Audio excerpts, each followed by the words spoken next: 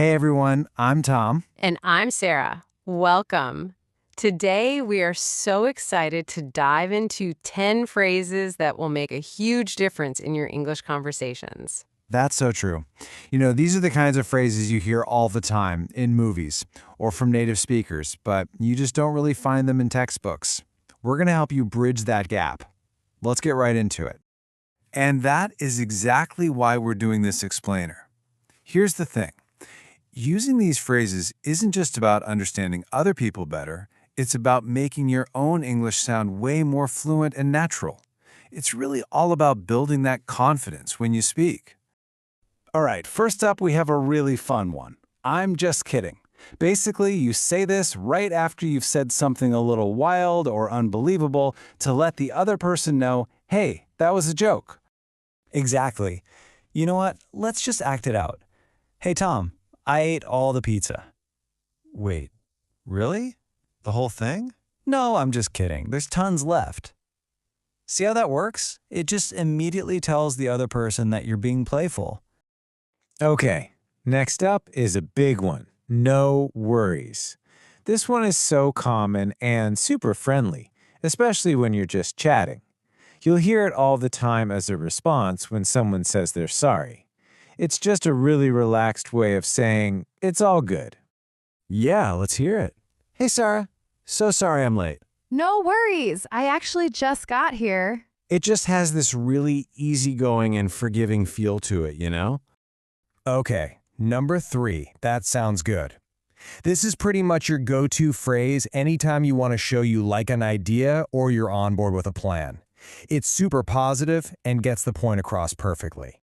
So if I said, hey Tom, let's watch a movie tonight. That sounds good. I'm in. You see? It just feels a little more enthusiastic than a simple yes or okay. So what happens when you don't actually know the answer to something? Well, you could just say, I don't know, but a slightly softer and maybe more polite way to say it is, I'm not sure. It just sounds a little less blunt. Exactly. So if I asked you, hey, do you know the answer to this question? I could just say, I'm not sure. It's totally fine, and it's polite and clear. Oh, this next one is so useful, especially when you're busy. Give me a second. It's just a really simple, polite way to ask someone to hang on for just a moment while you finish something up. So if I walk up to you and say, Tom, can you help me with this? I could easily say, sure, give me a second. It's a great little phrase. Okay, so that's 5 down. Let's dive into the next 5 essential phrases. All right, kicking off the second half, we have it depends. This one is so useful for all those times when life isn't just black and white and a simple yes or no just doesn't work. For sure. Like if I asked you, do you like living in big cities? I'd probably say, it depends. It depends on which city, right? And what I'm looking for. It just opens the door for a much more interesting conversation. Okay, this next one is what you say when something just clicks. That makes sense. You use it to show that you're following someone's logic, that you totally understand their reason for something. Yeah. Like if I told you, I took a taxi this morning because it was pouring rain. A perfect reply would be, oh, that makes sense. It's like a verbal nod that says, yep, I'm with you, I get it. Now this one is kind of similar, but it's less about logic and more about feelings or an opinion. I see what you mean. It's an amazing way to show someone you understand their point of view, even if you don't 100% agree with them. Right. So if I said, this restaurant is a little expensive. I could say, yeah, I see what you mean. It doesn't mean I agree it's too expensive. It just shows that I'm listening and I understand why you feel that way. Okay, now for a super useful tool for changing the subject without being awkward. By the way, you can use this to smoothly introduce a new thought that just popped into your head. It's the perfect little pivot in a conversation. Totally. We could be talking about anything, like our plans for the weekend, and I could just jump in with, oh, by the way, did you remember to call John?